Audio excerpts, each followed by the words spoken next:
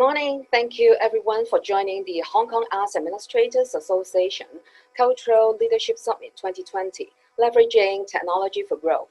I'm Heidi Lee, Co-curator of the Summit 2020 and Executive Director of Hong Kong Ballet. I will be the moderator of Workshop 1B, Audience Engagement with Effective Management Tools. Before we officially start the talk, I would like to bring your attention for a few house rules. Workshop 1B and speakers are allowed to use video, audio, and screen sharing function. And Workshop 1B lasts 1 hour, expected to complete by 12:15 p.m. Hong Kong time. If participants would like to ask speakers questions, please leave it through chat box or Q&A box. We will pick the relevant questions and may answer them in the Q&A section. HKAAA will record the talk and reserves the right to use the recordings taken. I would like to, on behalf of HKAAA, please join me to welcome our speaker, Andrew Wong, CEO of EngagePlus this morning. I know Andrew was originally a successful Salesforce's equities trader of JP Morgan and left his position and jumped into an ag-tech business aimed at reconnecting Hong Kong's education ecosystem. For many education systems, students, parents, tutors, teachers, and learning centers were interacting with each other, but in a fragmented way. That's why Andrew created EngagePlus as the centralized ecosystem that aims to connect parents, students, teachers, audience, private art centers, learning centers, and schools in a way that connects the dots. Well, Andrew has been successfully working on for the last few years with a 300% yearly growth rate of user base for his clients. And today, it will be great to have Andrew to let us know how you would apply your system in helping audience in booking their shows, lessons, checking attendees, making and receiving payments, keeping balances in order, and making experiences more engaging and effective. Welcome, Andrew, and thank you very much for your sharing today. Thanks, Heidi. Hi, everyone. I'm Andrew, CEO of EngagePlus. So I guess before I even get kick started with the whole presentation, I'm just going to share my screen real quick. Awesome. So as Heidi's pointed out today, the topic that I'd like to talk to you guys about is audience engagement with effective tools. For me, at least, the way I think I've structured this presentation that I think would be quite helpful is giving you a quick introduction about myself, and then kind of leading into the remaining part of the conversations and going into detail. So like Heidi's kind of mentioned, I started in banking in Hong Kong, and basically was in the trading floor in JP Morgan for a couple of years doing equities. And then I moved into the whole kind of entrepreneurial space because I really thought the scene here needed more kind of talent or disruption. Besides, having a lot of people in banking and law in Hong Kong as it normally is. So essentially, I've kind of moved from that banking space and used, I guess, the skill sets that I picked up and moved them into the EngagePlus side, where EngagePlus, like Heidi's mentioned, I guess the quickest way to think about it is we are the back end for a lot of education centers, which includes your arts and things like drama, arts museums, and other faculties like that, especially across Asia. And by becoming that back end, we take care of everything from scheduling, point of sales, booking, management. And really, I think the power of it is centralizing everything instead of having, I'm sure a lot of you would be quite familiar with the experiences of dealing or even working at even an art center or a drama center where everything is fragmented on Excel, Google Calendar, and different systems for Eventbrite maybe for booking and all this kind of different stuff. And so you don't actually have a centralized concept of being able to run things. So as I said, the agenda, apart from my introduction, is going through what effective management actually means, and then going through an actual case study of how this can actually be done using technology and effective management in one sentence. Then thirdly, going into audience management with effective management tools. then if you achieve effective management, what that can do, and as Heidi quickly mentioned, we do see an average growth rate of all our clients around 300%, which is 3x on what they can do. And I'll show you exactly how and why that happens. And then lastly, we'll be concluding with Q&A for any questions that you might have for myself.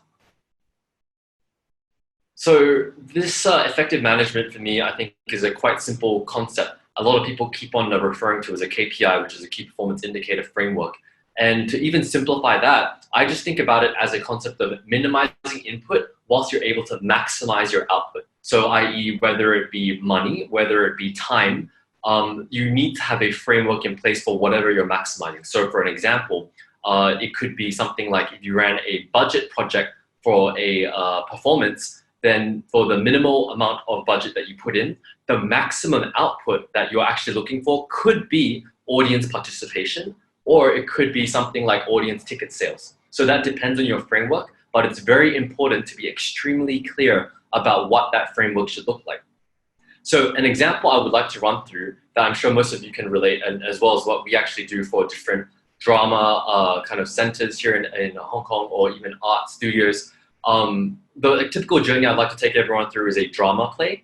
So for typically when you actually think about, okay, I want to host a drama play, what are the steps that you go through? And these are some of the vague steps, but it consists of things like ideation, where you think about the play that you're going to run, the marketing event for it, the registration that happens, participation, post-communications. All these concepts and all these stages are very familiar parts of the journey that I'm sure most of the people who go through kind of hosting a drama play go through.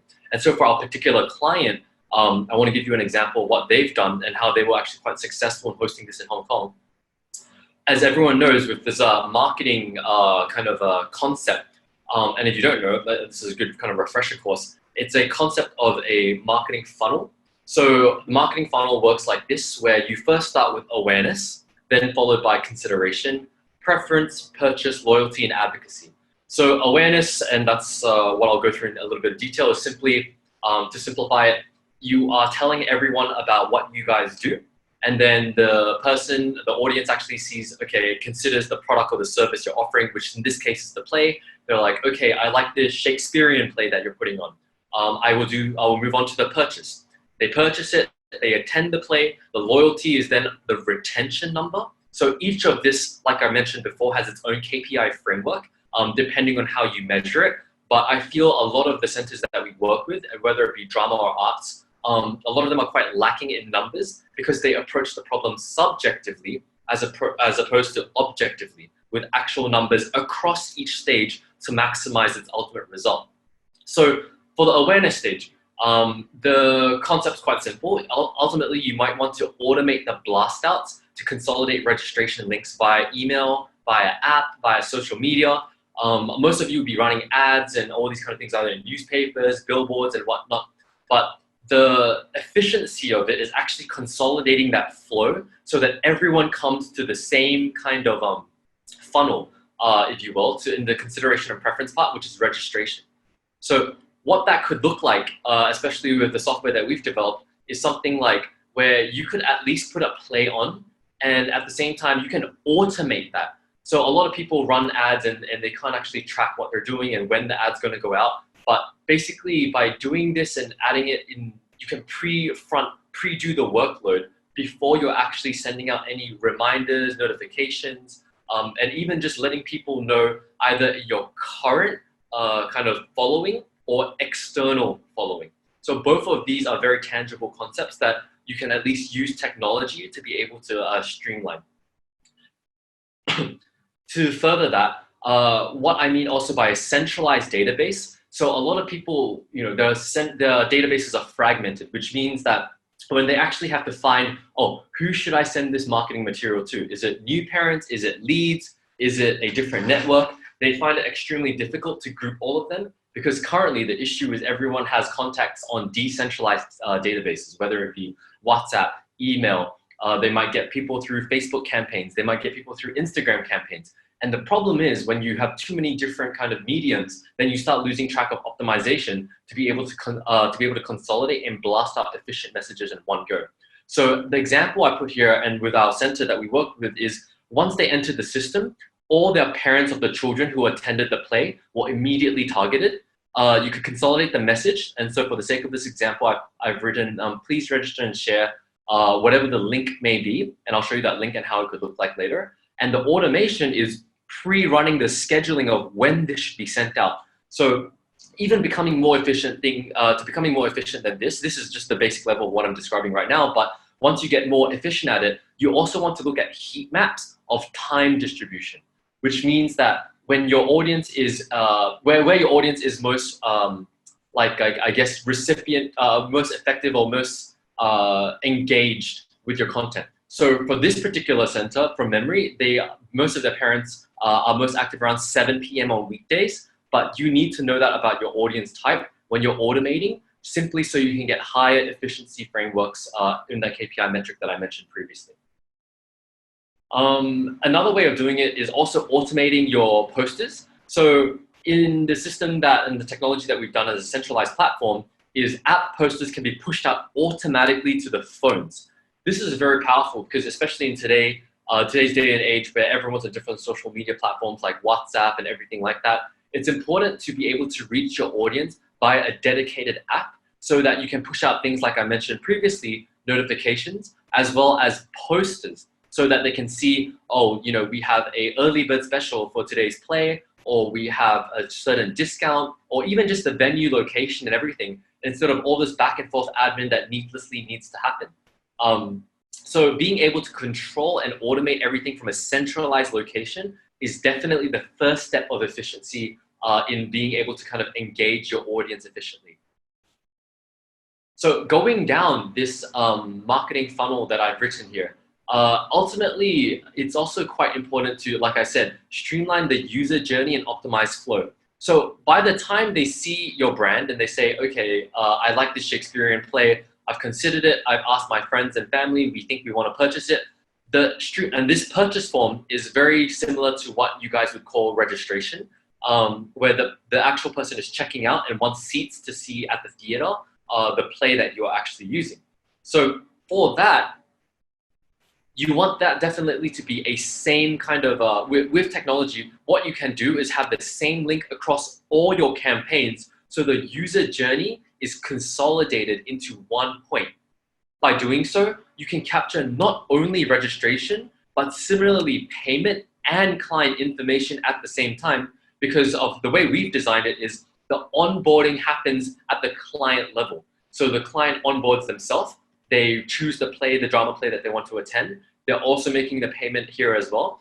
And instead of having that on a different platform, you're capturing it in one platform to target them later, as well as for this particular play. It makes it very easy for you guys to run that efficiently, because now you have information about who's attending, who's paid and who hasn't paid, as well as the information of who's actually signed up online. So what I mean by that is you can basically sit back and watch participants as they roll in. So as the system we've built out is every time you hold some drama play or some lesson or everything like that, you want to definitely be able to see in a centralized level. Again, I keep emphasizing the word centralized because I find a lot of centers that we work with in Hong Kong, the problem is by having too much different databases, they just can't scale because they need to keep on checking different things. They need to keep on hiring admins. There's a linear cost that's associated to that, which basically caps them at growth. By centralizing everything into one platform, you're actually able to also see from an efficient standpoint, especially for this drama center, they were able to see who was the booking online, by which client and if they've paid or not. And basically it becomes a future lead purpose as well, so that you can check them by status and see who's actually booked online. And this will lead to the part that I had about post-event communication, because you can at least see as well, you can see how this is coming together. And a centralized model, you can not only target them from the start, you can also target them at the finish. So you can see them for lead purposes and future plays. You can tell them, we have a future play, et cetera, because you've shown interest in this previous play. Please come along and attend this play. So all of this is actually quite doable in a very centralized manner. But the problem is being able to centralize that effectively is actually the issue. So how would you actually be able to do that? So with the system, as you create, I guess, events, you're able to copy these links and then basically have these booking links that you can, like I said, centralize it by all your campaigns, whether it be Instagram, Facebook, email, apps. Every single one of these links should be coming to a centralized marketing funnel so that clients can basically come to one point and make that checkout immediately, like I showed you back here. That should all come to the same place so that you can at least have a smooth user journey. But more importantly, you're also able to do data analytics at the back end in a much more efficient way because you can see the whole picture rather than just fragments of the picture. And then for the next part of the journey, which is participation, now if we fast forward to the day of the play and the play is happening, you need to do attendance and registration, as you can imagine. Again, from a centralized data network, as you see everyone comes and pays in and everything like that, you can have self-check-ins or staff-guided check-ins, which can be done at a click of a button. So either a staff, in this case, holds an iPad and does check-ins as parents or as the audience of their friends and family come in, or they can do it themselves. The more effective ones we find are the ones where they actually hire some admin staff to have an iPad or a booth where people are coming in and walking in so that there's a little bit of a control process. And it's simply a click of a button and say that they're present. Now, why is this all important? It's because, like I said, from a centralized point of view, you're able to later automate it as well as capture data such as time preference, as well as such as attendance rates, who came in first, who didn't come in first, as well as also see from the data network who's paid and who's come, who's paid and hasn't come. All these are very important pieces of information that later down the data play that I'll show you in a bit make it for extremely efficient client engagement metrics. And then after the play, post-event communications is also something that most people are very intrigued by, but they do it again through some other separate kind of a system that they find online. And again, it's decentralized. So that problem keeps on building up where they have to track, oh, for this play that we ran, the survey and the results were as such. Now, by using a centralized logistics platform such as this to be able to distribute your workload, you're able to actually send messages. So for a particular client in this same example, what they did after the event, they knew all the people who came. They are able to send a link like, hi, did you enjoy the play? If so, please click the link here to stay in touch with us for next year. Immediately after the event, they can target them with, in this case, what we had was donation links. So QR codes and everything at the height of your audience engagement after they've seen a very, I guess, touching play or a very moving play. I guess most data statistics would show you that humans are emotionally driven and therefore are able to make decisions quickly after, or more likely to make decisions after the play is actually done. This is definitely where you want to target them to be able to do that in an efficient and time-friendly manner. And also, of course, at the back end already have these links ready.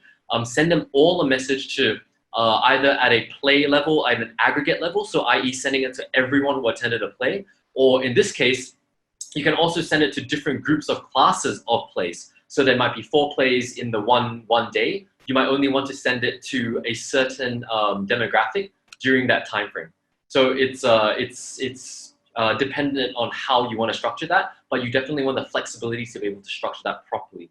So in this case, you can do surveys and QR codes for donations and everything like that. This is exactly what our client did in this particular instance to increase the overall KPI, which was the post-revenue aspect of the play, given the input of budget to be able to maximize that efficiency for their client engagement. And now, the important part of this is automation. That's a very key part. I think most people have this concept of, organizing a play is tough work. I totally agree. I think it's extremely tough work in terms of just practice, rehearsals. There's just so much logistics that go into it. So you definitely want the administrative side or efficiency side to be taken care of. And to do that, a lot of people usually freak out and hire a lot of admins or spend way too much time doing it. I think a much quicker way of doing it is having automations at a automated level so that you can control the client engagement so that resources are actually redirected to the play quality itself. What this means is, as you can see from my screenshot here, is as these events are happening, so for example, let's say send a one-day reminder prior to the first lesson or the first play in the same example. If you automate that and switch that on, for the mobile app side or email side, that will be automatically generated as a template and sent to all your clients. So it really takes away that needless admin of having to remind people physically, having to chase up people for payment, having to do the receipts, having to do all this self-post analysis, because you can immediately from a settings component and having a centralized component, really be able to kind of structure it such that the user journey for yourselves and for them is in a very smooth and automated manner. So you're even able to do like payments and invoices from a centralized level. You're able to kind of see when anything is assigned. For example, if the play is canceled for whatever reason, if there's an alteration made in this instance, the alteration immediately updates everyone to the new venue or the new time, which is extremely helpful instead of you having to go chase everyone down. That's all done as an automated part from the top end rather than you trying to fix it at the bottom end at the client level. And in this case, what our clients did, and basically rightfully so, is every time they had decisions made at the top end or the input level, that automatically flows all the way to the down end to the client part instead of having to worry about both ends of the engagement itself. So, I mean, I go through this whole kind of conversation and concept, but ultimately, like most people are concerned about is the practicality of this, right? Practicality is very simple. It's like saying, why would we do this? Like, what's the actual effective kind of concept of doing this? So we were very lucky to get the agreement of the client to put their balance sheet out for when we've been working with them since we started since 2017, but this is a 2018-19 balance sheet. And again, they're like a kind of drama center where they run things as tutorial fees, but it's quite applicable for a lot of the arts and drama centers, I think in Hong Kong, the same thing, because if you do this correctly, it doesn't just flow to bottom line, which is just administration savings. It actually also flows to top line if you know how to do it efficiently. And so from a data standpoint, especially from my days in banking, the point I'm trying to prove here is you, especially I guess more creative sides of the brain in arts, a lot of people look at it subjectively, which is, oh, I feel like this is a good strategy, or I feel like doing this might be the right thing to do. I look at it objectively with pure numbers and metrics. So we look at it and say, okay, if this is a theory, we test it, does this actually equal results? And we're very, very proud to obviously say that it does show results if you can effectively manage your audience time after time with the same model framework that I just explained to you. This particular client jumped from, if you just look at top line, from 5 million to 13 million. Right? So that's almost a double amount of tutorial fee income. And this is not just for plays, these are also for classes, obviously. But you understand the concept of, it's quite applicable to how you would run your plays, how you would run art classes, drama classes, ballet classes, and different forms of the arts as well is also applicable. And that's actually the result when you can cleanly execute something like this.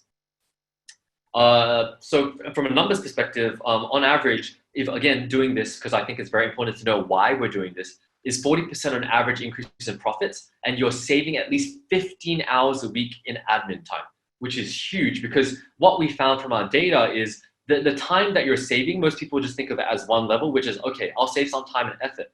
Most people don't realize that the time and effort you save with your admins or your administration time can actually be spent on customer service or on what I like to call more proactive strategies. Instead of playing defensively, you go on the proactive to engage your audience more and get new engagement of audience, which then results to a much higher increase in profit as well as revenue lines, whilst your expenses stay static or drop.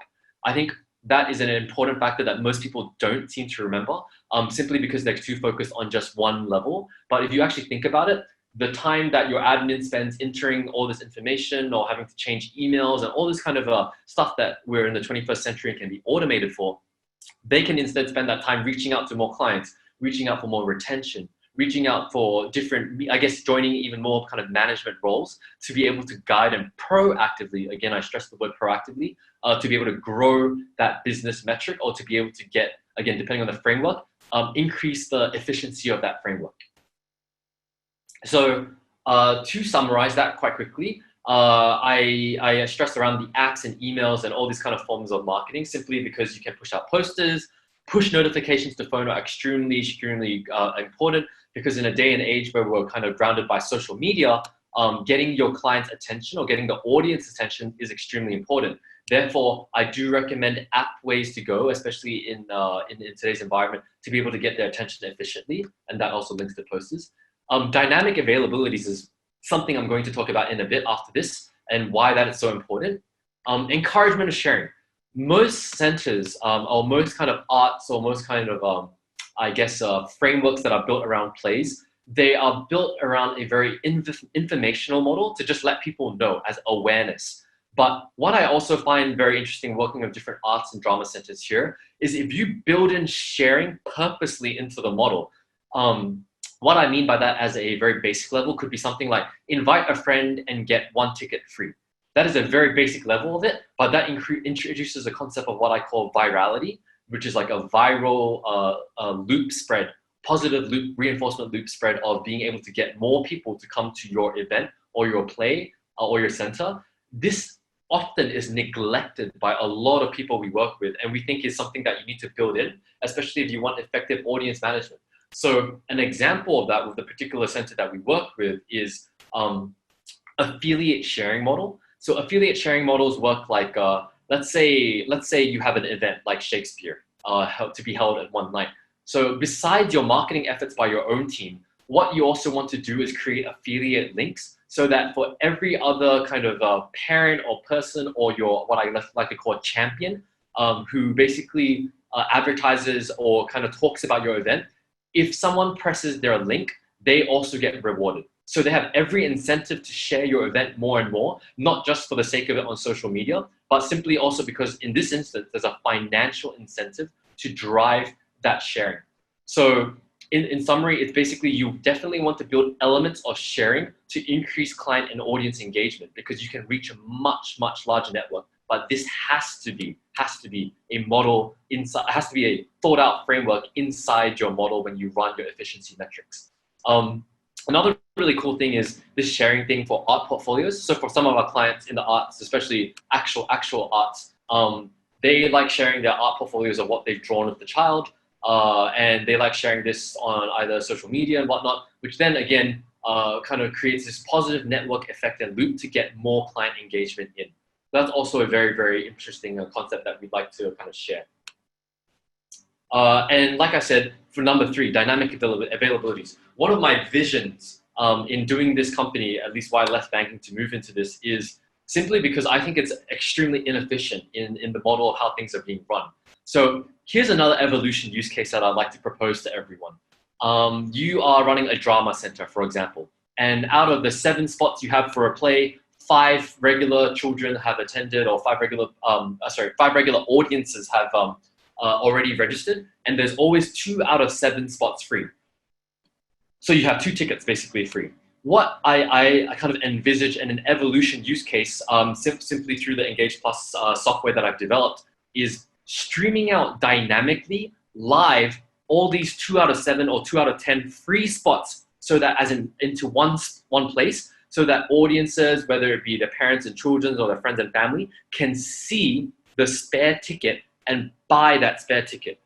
Think of it as like a TripAdvisor or like a Booking.com, where the excess capacity of the theater can now be auctioned or sold out. The reason why I was thinking about it this way is simply from a more kind of humanitarian standpoint, which is how I looked at it, was something like this when I built it. As a result of using the software, which is basically you have a client, lesson, teacher, location, invoice, etc., there will always be spare capacity. Spare capacity also happens at a theater level. The theater level is like, your theater has a few hundred seats left to be sold, and the event is tomorrow, for example. One of the really cool things that I wanted to do was to work with NGOs, which we work with 2 at the moment, but I would like to work with more. And I think this would be a great thing for the Arts and Culture Society, especially for, in terms of kind of furthering my vision, where we can put disadvantaged kids who could not afford that show, and you can now see it live, because otherwise it's going to expire as excess capacity or inventory. And you can basically book them in at a fractional part of the cost, or even for free. So for people who want to attend ballet shows which are very expensive, or maybe an art performance or whatever it may be, now 24 hours before the event starts and there's still capacity, we can work with NGOs or charities to actually put these kids into that class, so that we basically maximize the efficiency of demand and supply. So that was what kind of the vision that we have in terms of, as we work with all these centers for arts and different kind of centers in general across education, in the arts and theater side of things, to be able to kind of advertise the spare capacity excess part of any kind of play, to be able to work with guys, or I guess underprivileged children or underprivileged families, for them to attend and experience art and culture. So I think that would be a really cool thing to be able to put into play. As I draw to the conclusion of my kind of speech, one of the impactful results of why I've also gone into this and what I've done with the company is over the couple of months, we've kind of run this project and kind of built out across Hong Kong. We, especially myself and the team, we donate a part of obviously our revenues to underprivileged kids in Hong Kong and Africa, where I'm basically trying to build schools. And I think in terms of efficiency metric, I'm quite proud of where we have come. And I think this is also speaks to the heart of kind of arts and culture in terms of giving back to the community, where it runs a positive loop cycle where our service or our revenues or our impacts are able to kind of positively reinforce and make real impact, and not just a charity donation, but make real impact across building infrastructure, introduction to the arts and culture, introduction to actual access for educational opportunities across the world. And in this case, Africa, which is where I make frequent trips to. Yeah, and so as I draw towards the Q&A side of the section, if you'd like to contact me, I guess I've put my little LinkedIn there, my mobile phone, email addresses. So please feel free to reach out to me if you guys have any kind of further questions. But that's pretty much it from my side. And if you guys have any Q&A and whatnot, I'd love to take them now. So thank you so much. Thank you so much, Andrew, for your sharing. And actually, I know you have a long, personally, I would like to know, because you have a long experience in education platform, and our organizations like us, performing arts organization, we are performing a lot, we are giving out a lot of performances, and we also conducted a lot of education programs and separate outreach and learning department.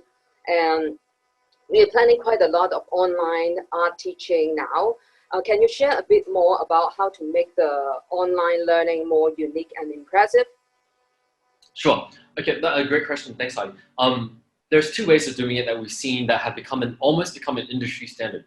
As we know, and I'll be quite open, I think the jump to online, the experience for arts has been, or even just any education, has not been great. A lot of parents here on this call, or a lot of children, I guess, have experienced, or teenagers have experienced online education where it's quite, it's been such a quick jump. I don't think the experience is sufficient or good, because there's just so much distractions, and it's not really built for being able to kind of, I guess we're not really geared so fast towards being able to adapt that quickly.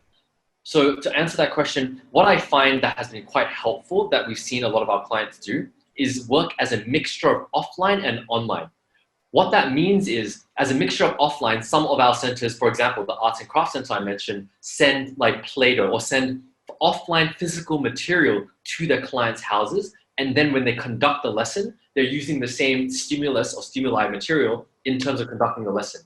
That hands-on experience, it's much better than the child simply sitting there and staring at a screen, or the client simply staring there at a screen. Because like learning, as most of us here know, is an all body of, I like to say it touches all five senses of how we learn, right? So it's not just audio and visual, it's audio, visual, and touch as well, and smell to some extent, depending on how you want to engage more senses. So to summarize, I think for that first point, it's extremely important to have an offline-online mixture, whether you send them a kit. A lot of people like doing kits of arts and craft kits, drawing kits and stuff like that, so that the teacher and the child can actually communicate in a very efficient manner, as well as have the child's engagement. Ultimately, their learning engagement needs to be brought up to the next level, and you can't just stimulate the thing just by visual and audio. The more the better. So whether it be different music, different smells, different touches of different products, that's been very, very helpful as the first kind of model that we mentioned. So the second part I'd like to kind of mention is, as a very, very kind of efficient metric, is definitely being able to send, this is a kind of more high end, if you're working in the more high end sector, send actual tutors or send actual teachers or administrators to the client's house or clubhouse to be able to conduct and facilitate lessons. We've seen this as a more online effective measure they're forming a kind of herd mentality of little what I call pods. So a whole kind of apartment unit will have 3 or 4 mothers band together and have demand for classes. And in a very practical sense, it's not exactly online per se, but they basically band together and still want a teacher that they found online to kind of meet them offline at a clubhouse or again at someone's house to be able to teach and facilitate the arts, especially things like, especially from Heidi's side, like say ballet, you definitely need, there are obviously elements of the online experience which you can watch from screen, but there are other elements where you physically just have to be there, albeit at a more personal level, to be able to kind of figure out what the child needs or how to better improve their education. So these are the 2 main ones that we've seen, but definitely the kits being sent to children or packages at home has probably been by far the most effective one that we've seen in this current state. Thank you, Andrew. Maybe I open the floor and I share some questions from the floor. One of those questions is about, so the question is about maximizing utility by matching with the disadvantaged communities. Can you share a bit more about how to engage these communities? Are they groups through another NGO or individuals? How can we ensure the engagement platform is accessible to these communities? Because if they don't have the technology, who are elderly or people with disabilities who may not know how to gain access to such opportunities. Okay, great question. So to answer that, it's quite simple. So I'm reading the question now. It is through NGOs. We try and partner with the NGOs ourselves. And admittedly, if you only have 2 NGOs that we kind of work with or in active chats with, but from the NGOs, the problem that we kind of run into is at the end, even at the NGO level, they need to assign a resource, as I'm quite sure that you'd be aware of. They need to assign a resource because the kids have different learning abilities, different learning preferences, or just different situations in general.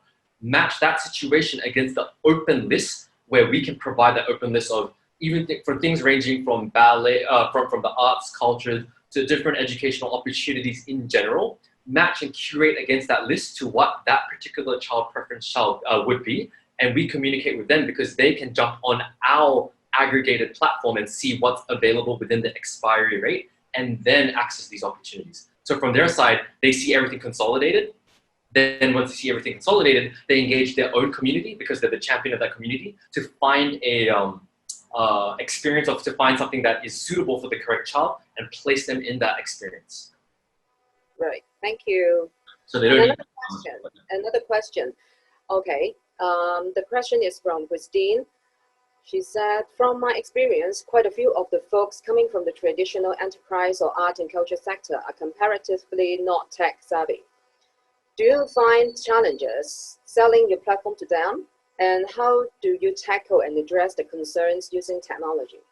That's an extremely good question. The answer is yes. It's very, very, very challenging for us sometimes to work with a lot of these non-tech savvy people is what we would, I guess, classify that as. However, we try and overcome that in 2 ways. One, we have offline support. So whereas most business models run online support and help in the Q&A and stuff like that, especially in Hong Kong, to be extremely practical, I think that's just quite lacking for whatever the reason may be. And so we have a very strong offline support team that literally has 1 to 2 hour trainings with them offline week after week for at least a month. After that month, they are at least able to use it. For us, I mean, from a business standpoint, it is quite costly, but it also forms quite high retention because from their point of view, they're not likely to leave and join another platform, which is good. But the onboarding, like you said, is it's a 1 to 2 month process. But it is a huge, so it is a very challenging part, and we address that simply by handholding them, either handholding them through a very, very, very kind of strenuous offline process, helping them with the client onboarding, literally sending them and teaching them next to them physically in person how this tutorial would work. But we find that after a month, they basically get used to the habit of it, same like how they would use WhatsApp now, and then after they become sticky users and they actually have no further problems with it. Because it's just a repeated habit loop process. So that's how we've actually tackled the problem with an offline kind of strategy. All right, okay. So I hope Christine is happy for the answer. And so another question is from Serene. Are you only able to send push notifications via your app or the individual's preferred way of being communicated to? Yep, that's a great question. So right now, the answer is yes. We are only able to send push notifications via our app. And so our app works like a centralized platform where, let's say you're Center A and Center B, you have your own segregated databases and your own clients. So when you join into it, your own logo is customized and uploaded to it. And the customer experiences, although they click on our app, which is the EngagePlus side, after they click on it, everything then streams into your own kind of center experience, which is part one. So the push notifications and everything is done like that. The individual's preferred way of being communicated to.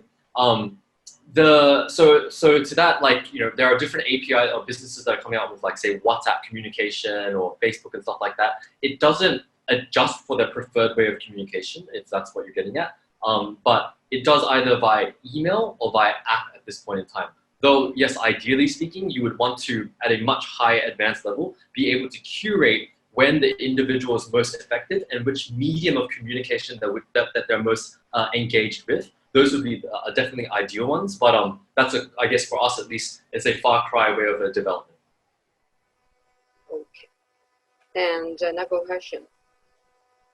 How do small to mid-size art group benefit from this model? Okay, sure. So small to mid-sized art groups, right? Exactly in the same example that I mentioned. Let's say you're running a art center. And in that art center, the kind of business model that usually generally runs is quite similar to a business of marketing. You get the children of the clients or your basic clients to come in, engage with that experience and receive the payment for that experience, and then ultimately move on. So the benefit is from small to mid-size is by using the software. There's two parts of it. A, from a very practical standpoint, is a cost savings. When you're scaling the business, instead of hiring more admins per se, your admin cost is capped. So that's quite an immediate point of view that's beneficial. The second one is from a data-driven point of view. A lot of centers, like before, Christine kind of said, are not tech savvy. So what we do at a user level is from the data that is currently generated at your small to mid-sized center, you benefit because you can see from an objective point of view, which class is actually doing the best, which platform is actually helping you sell or direct most traffic into your site. Once you set this model metric up correctly, you're able to then leverage on investing correctly as an 80-20 rule to say, I need to spend out of my $100 budget more money on this class because it's obviously more popular or there are more kids coming to this class. So this is how they benefit, because on a centralized way, when you're running everything from one centralized platform, you're able to at least get that data. Otherwise, you will never be able to get that data in a proper way, or it's very difficult to. So these are the two main ways: data as well as efficiency of operations on bottom line. All right. And this is an interesting question from the floor, from Patrick. The question is, people or managers sometimes have rocky learning experience in learning a new management tool. Say, for example, can't imagine the use and flow of the tool and how to adopt it to our admin work. How would you ease their panic and minimize the learning costs they shall pay? Sure. So if I understand that question correctly, you're saying basically how do we ease the discomfort of the admin staff using the technology software? Yes. Sure. So like I said, the time and the cost that we need to pay to learn something new, especially for the quite inexperienced as administrators, we're always reluctant to learn something new, especially when we're talking about technology. It's not easy for us to embrace those technologies. So yeah, can you let us know how we can do that? That's a great question. Two parts to this. One, like I said previously, the offline training experience has been extremely invaluable. The offline experience, really sitting next to the person, understanding their pain points and kind of guiding them through, is how we ease their discomfort. But this as well, to Christine's point also earlier, allows us to do something very important that I think most companies don't do right now, which is immediately get client feedback. Immediately, I know how most of the clients and admins think about technology. And by knowing how they think about it, we use that as driving the design. And that's why you ever use our platform, and we get 0 people leaving the platform for that very reason. It's because we go from literally a user point of view saying, I would like to see this, aggregating that answer across all admins and then building it out. Because there's a common point of how these admins think about the operations or think about the efficiency. By doing so, we are really, I guess you could say, a user-driven approach simply because we're physically there day after day, week after week with the client, understanding what they would like to see or how they think about things. And by doing so, then we're able to create something literally for the user, by the user. So that's how we ease the discomfort levels for sure. Mm-hmm. And another question from our colleagues in the field, Maggie. And okay, she said, thank you, Andrew, for the sharing. If we have already been using a CRM system to keep our audience data, such as Salesforce or Oracle, how would EngagePlus work with our system to do automation and to create such seamless audience engagement cycle you've mentioned? Sure, that's a great question. So admittedly, once you get to a very, very big point or a good point in your business where you definitely need to I guess work with a Salesforce kind of level distribution, the answer to that is very simple. So we also work with people like Salesforce and Xero and all these, which is accounting, and other bigger platforms. And the answer is simply, I guess, without getting too technical, opening up the API, which means the backend, and you use you choose one software to be the core and everything else to revolve around it. So to be more exact, like say the EngagePlus example, that becomes the core where we connect into the Salesforce interface, and basically we use that as an interface where the buttons you press, whether it be, say, for example, CRM client list, exports itself immediately into the Salesforce part for whatever you want to do in the Salesforce section. So depending on which part you use as the primary or the core, you want to definitely connect or be connected into to make your efficiency, your audience experience more seamless. It just depends on what experience you would like to have. So in the case of Salesforce, which is definitely more a CRM kind of track down audience network, or say even MailChimp, which I'm sure most of you guys would know here, which is the email side. If your business model is centric, kind of centered around the, let's say, Salesforce model, which is more CRM, you already have a huge list of clients and you want to keep on targeting them like that, then that could be your core, and it could be exporting or connecting into the EngagePlus API network, where you could bring that client list into the network and schedule them into performances, into classes, which is something Salesforce won't do because it can't schedule things into classes and whatnot. So the API is going the other way. So it just depends on, overall, once you're very clear with what your model and metrics should look like, or your funnel, once you have that, then you can discover or think about the technologies that are better suited in each part of that model. Right. And another question from Wong Sing. So he has two questions. One is, how do small to mid-size art group benefit from this model? And his another question is, what are the effective ways to get audience to sign up on the system in the first place? Okay, so the small to mid-size group thing, I think I answered, which is the two parts, which is firstly the data play that you definitely want to leverage from an objective point of view instead of subjective. So how do you grow your center? You keep on testing the model like a science experiment. Once you have the model, you test it with data and keep on growing by changing the variables within that model. That's part one. And part two was saving on administration costs. So hopefully that answers the small to mid-sized group question. The second part of your question, which is, what are the effective ways to get audience to sign up on the system in the first place? That's a great question. So like I said, that link sharing virality concept is very, very important. We find that for our network, when we go, for example, from a B2B side and getting different centers to sign up with us, we run that through word of mouth, through ads and whatnot. But getting more people onto the platform, say from a B2B2C perspective, for example, that we actually have done is like a arts portfolio of a child's drawing.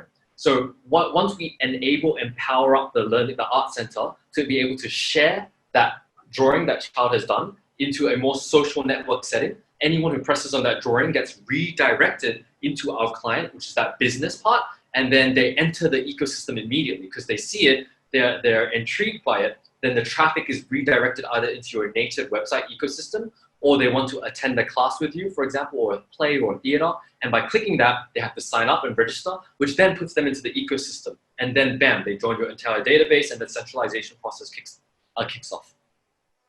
Right. So this is another question that I myself want to ask also.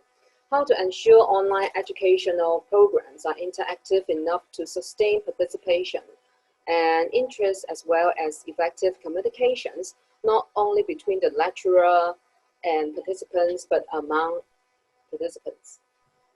That's a very good question. In short, I wish I had an answer for that, but I'm also still trying to figure that out. Like I kind of said a few minutes ago, I think the online experience is bad as it is for most, in fact, almost 98% of the industry. I think depending on your audience base, especially like, let's say we had clients who service kids who are under 3. There is no way your 3-year-old or child, very few 3-year-olds can sit in front of a screen, and I'm not even sure how healthy that is, to kind of engage nonstop day after day and kind of learn like that. I think that's quite strange and unnatural, even though we are heading towards that part. So to ensure they're interactive, from a more technological point of view, to answer that question, we have technology that tracks facial recognition of the child's interest or the audience's interest. So without getting too technical, it basically runs the frame. So let's say my face right now, the software runs the expressions on my face to basically say, am I happy, unhappy, engaged, unengaged? And that alerts the lecturer or the person giving the talk for them to then say, oh, Andrew, you're not paying attention, can you pay attention, etc. And be able to tell them that at a mass scale. From a technology point of view, that's how we would do it. Is it necessarily effective? Yes, in temporal grab of attention, but I do believe that may be only a short-term thing, not exactly a long-term driver of, I guess, retention and actual kind of, effective communications. Because honestly speaking, I think with the current rush to where we are now, there's just not enough data to say that the online education experience is actually much better, same or much better than the offline experience. And until that happens, I think it will be a kind of a iteration of journey after journey before we actually get there. And to write on the questions about learning a new tool from your experience, do you see it would be a top-down or a bottom-up buy-in process on related technology projects? When I built this program initially with the team, it was supposed to be bottom-down. So the pain point was very simple. People spent lots of admins and lots of owners complained about hours being spent on administration, and it was just not worth it. It hit that point of frustration, and we dealt with that frustration. However, come post-COVID, it's a situation where many businesses are struggling to stay even alive because of top line, not even bottom line. So the pivot of the business model now that we're doing is to drive top line, because now that we've proven we can save on bottom line, we are now changing the EngagePlus side to drive top line. What that means is, like that model I showed you previously in my presentation, I'm planning to take the dynamic live excess capacity of all the clients we work with and aggregate them into a central site so that we can then drive SEO, SEM, search engine optimization, search engine marketing techniques, consolidate that on an economies of scale of budget into one aggregator, exactly like maybe the way to think about it, again, Booking.com or Expedia. Take all our clients' spare capacity, put them here to drive top line so that people all across the world, not just Asia and Hong Kong, all across the world can book into an online lesson, and using our technology, obviously immediately be connected to that respective provider so that we can help our clients drive their top line instead. So to summarize, from bottom line to top line. Thank you, Andrew. And due to the time constraints, let me share with you one more question. So the question is, many arts organizations are using uptick ticketing platform that I shared with you before. The uptick ticketing platform right now, and many of them find it quite outdated and challenging. How does your platform complement to the uptick platform? Is there any way for both platforms compatible? That's a great question. I think when we first met, this was one of your questions. Unfortunately, it would have to be like a customized API that we have to build in, either like Zoom or like Salesforce, or the example I mentioned earlier. Platforms can talk to each other only and if and only assuming that the APIs or the backend or the system is I guess, proficient enough to be able to sustain that. So for example, Salesforce, a big company, it's easy to connect into, but more government-driven kind of platforms or platforms that are not exactly well maintained become much more difficult to interact with.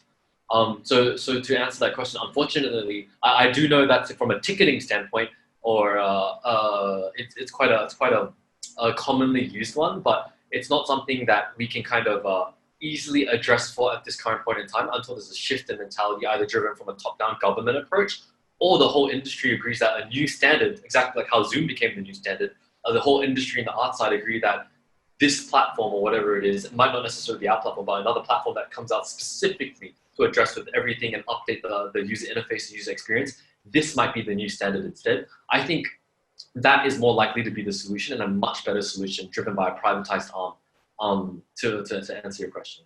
Yeah, and as from my experience, of course, we have been, as administrators, we have been facing these challenges for quite many years. And from my experience, I think we can, for the colleagues who has been practicing the subscription scheme, then we might be able to consider this kind of system to consolidate our own database from those subscribers and doing our external marketing or engaging the subscribers instead. So we're looking forward to the changes from the update system, of course. And personally, I especially appreciate Andrew's vision on connecting all those learning centers so that we can consolidate all the resources, and that the underprivileged students or whoever that want to participate in our arts activities can be part of us, even they can't afford it. So I wish that this vision can be possible. And I know Andrew has disrupted the finance sector, and then he came to disrupt the education system. And I'm looking forward to your disruption in arts and cultural sector. And so, so if you're interested to meet Andrew, he has another section which is almost full, but you can see if you, by any luck, you can join this afternoon from 4:30 to 5:30, the MIDI speaker section this afternoon. So the topic will be manage your team, projects, and tasks in one go for education projects. Thank you very much for joining the Cultural Leadership Summit, and see you this afternoon. Thank you guys, bye-bye. Very much.